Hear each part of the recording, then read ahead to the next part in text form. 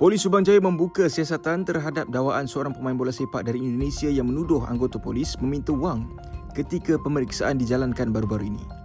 Ketua Polis Daerah Subang Jaya, Asisten Komisioner Wan Azlan Wan Mamat berkata, siasatan awal mendapati kejadian berlaku semasa anggota unit rondaan bermotosikal URB melakukan pemeriksaan terhadap sebuah kenderaan secara tertib mengikut prosedur. Semua individu yang diperiksa kemudian dilepaskan. Pihak polis turut mengesan satu lagi video menuduh dan mengaitkan anggota terlibat.